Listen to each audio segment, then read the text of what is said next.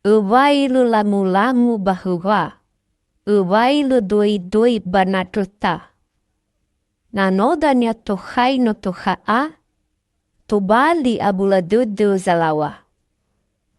Amai dola atau pepatah ini sering digunakan untuk menggambarkan banyak hal dalam kehidupan kita. Tetapi yang lebih sering muncul adalah untuk menasehati cara pergaulan antara laki-laki dan perempuan.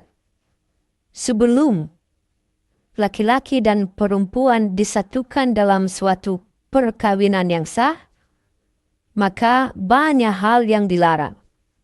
Meskipun mereka sudah sangat dekat atau cinta sudah sangat dalam, tetapi ada hal yang tidak boleh dilakukan.